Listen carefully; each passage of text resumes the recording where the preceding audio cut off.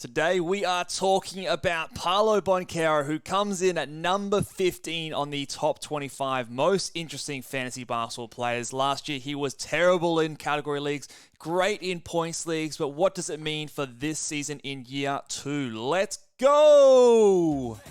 Jordan open, Chicago with the lead! Bryant to Shaq! Not a game. We talking about practice. LeBron James with no regard for human life. Irresponsible!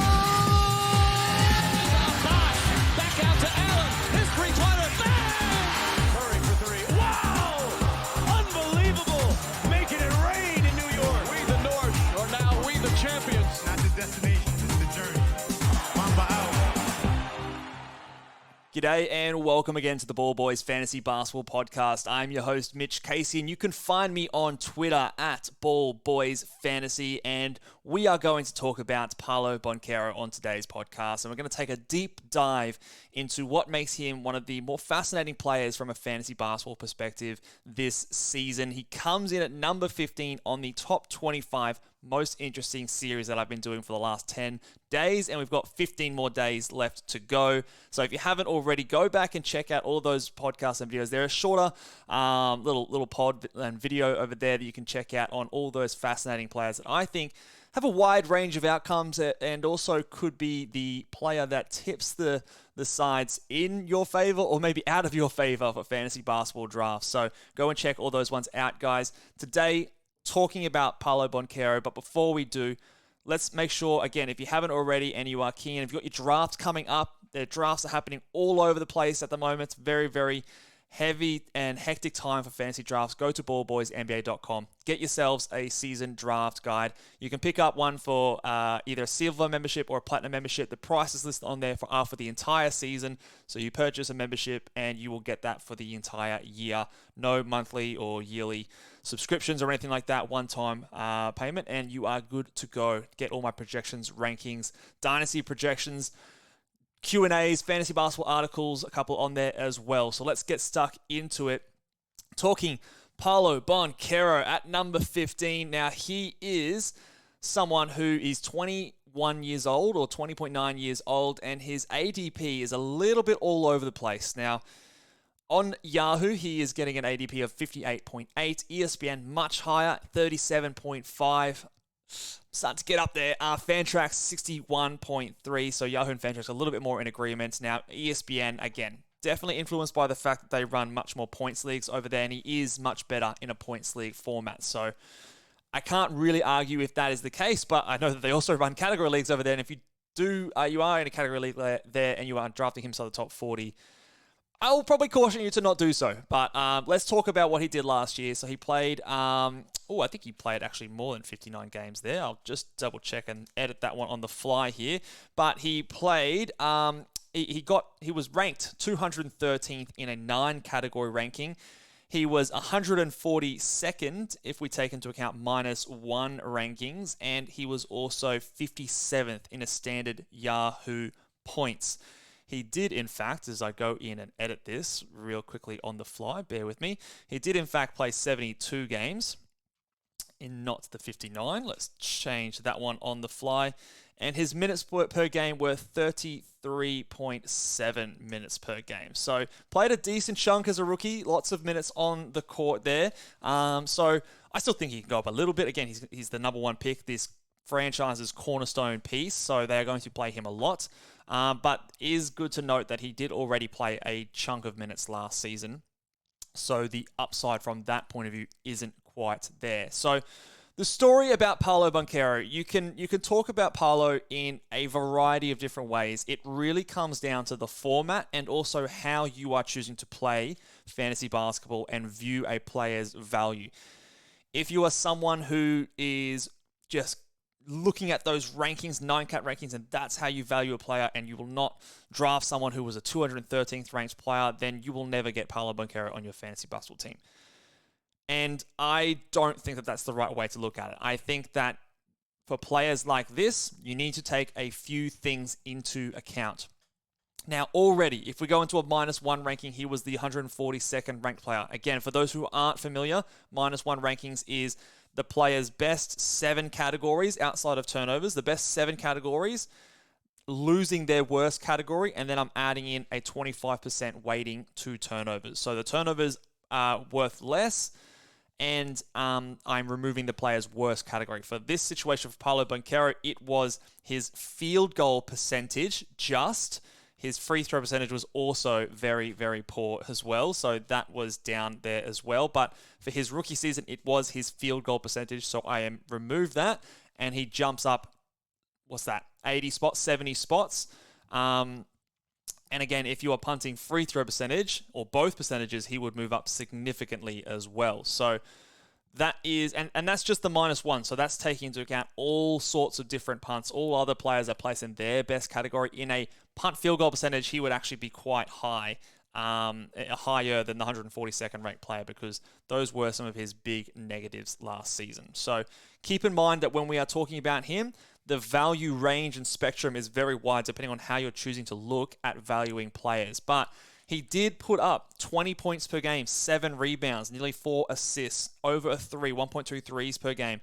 The steals and blocks are not the best though. 0.8 steals, 0.5 blocks, and here's the percentages issues. 42.7% from the field, 73.8% from the free throw line, big attempts, 7.4 attempts at the free throw line, and 2.8 turnovers per game. So again, those are the rookie numbers, the poor percentages, the turnovers. We see that a lot when it comes to rookies. But what we do also see when it comes to rookies going into their second season is big improvements in this area, and I expect Paolo Banchero to follow the same trend. So let's look at some of what I've got on the screen here in a second. Is going to be some players that were drafted highly and go from a first year to second year players in a similar type of position that Paolo is. So that point forward, or that playmaking forward type, and how they fared in their second season. So I've got a few names in here, a couple of big ones, and some not so big. But these guys here, comparisons to him, players that play a similar position, that have a similar role, that point forward kind of a role, or a forward that's taken high in the drafts, like Andrew Wiggins, who was the first overall pick. So on here, we've got Blake Griffin. Now, he was the highest field goal percentage of all these players in his first year. Remember, he, however, sat out an entire season, his rookie year, and then played a year later. So I do think that helps players coming into their rookie season just have a better field goal percentage from the jump. They've seen a little bit more throughout the first year. So Blake Griffin went from 50.6 to 54.9, still jumped up 4.3 percentage from his field goal. Julius Randle, a player that he was often comped to, and I comped him to in his draft, 42.9% up to 48.8% in his second year. LeBron James, again, I'm not saying he's going to be LeBron James, but LeBron James as a rookie shot 41.7%. I bet you didn't know that Paolo Banchero had a better field goal percentage than LeBron James did in his rookie season. But LeBron went up to 47.2%, a 5.2% increase. And Andrew Wiggins went from 43.6% to 45.9%, a 2.5 or 2.3% increase. Across those players, again, players who are high draft picks, three out of the 4 of those guys were number 1 picks. And then Julius Randle, who has a similar comp, still a top 10 pick, had big jumps when it came to their second season. So the average across those players was a 4.425 percentage increase. Now, if we apply that to Paolo Banchero's field goal percentage, which was 42.7%, he then jumps up to 47.2% from the field this season, which I think is totally reasonable. If you think about the type of player he is, he's a physical specimen. He's a big-bodied point forward, can get to the rim, has some nice handles for a guy his size. I think he can finish a lot more efficiently at the rim.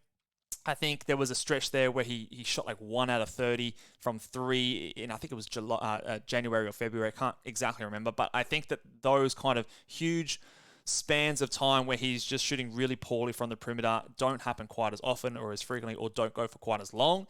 So I think it's very reasonable for us to expect that field goal percentage to go up more towards that 47%. So again, I'm not comparing him to LeBron James, but that kind of jump that LeBron did from 41.7 to 47.2, he's going from 42.7 Sorry, yeah, 42.7 to 47.2, I think, is a very similar kind of expectation for what we can have for Paolo Banchero. And when we do that, what it does is it eliminates one of his big negatives. To go from a high volume, low 40s guy to a high volume, mid 40s guy, it might still be slightly negative, but it's easily recoverable.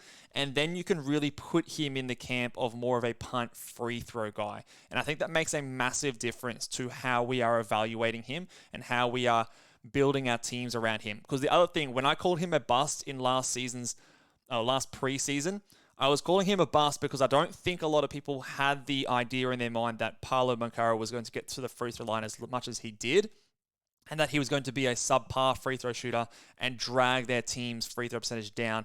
And if you weren't built for that, if you weren't prepared for that, or had a punt free throw team, or built your free throw percentage to such a strength that it was able to cope with that, then he really did hurt you. But this season going into it, we should all know that his free throw percentage will be on high volume and below average. So that's going to drag your overall percentage down on a weekly basis. So if you can plan around that, I'm expecting the field goal percentage to rise in his second year. So that is not going to be a huge factor. The turnovers, I automatically will be weighting them down for most of my leagues like I normally would. And then you've got a player who can give you 22, 8 rebounds, 4 assists, a 3.5 per game, and he's not going to kill you from the field. Yes, the free throws is going to be poor, but you punt that. And there's the beginnings of a really strong fantasy player. We talk about the points being hard to get outside of the top 50. Here's a guy that can give you some really good scoring on any given night. There's a little bit of upside that if he plays some backup center like he did in the World Cup, that those rebounds rise even further. Maybe we get some block shots come along.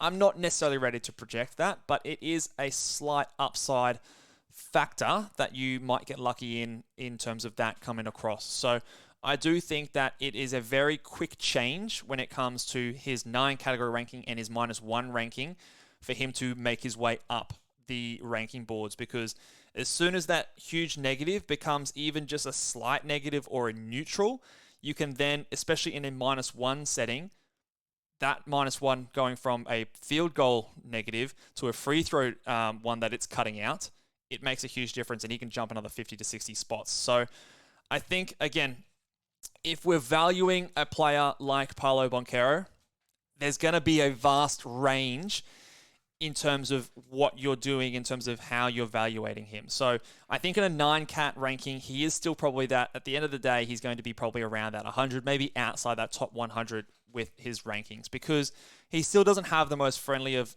well-rounded games. He's not going to shoot a bunch of threes. The steals and blocks I don't expect to be a strength.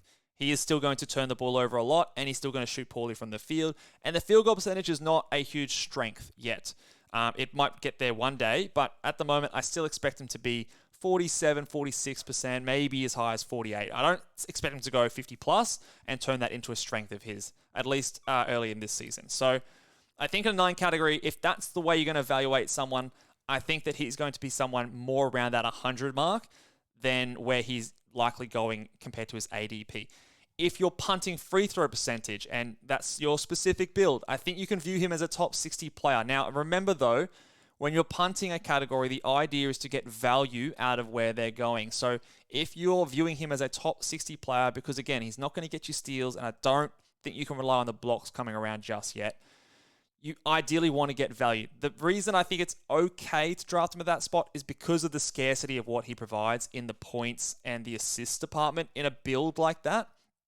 I think that elevates into that spot where I think it's okay to get him there, much like the rationale why I took Scotty Barnes at 60 in the Championship 30 League. I considered Paolo as an option there because of the points and the scarcity of that in a draft, especially in a 30-team league draft where that is very hard to build.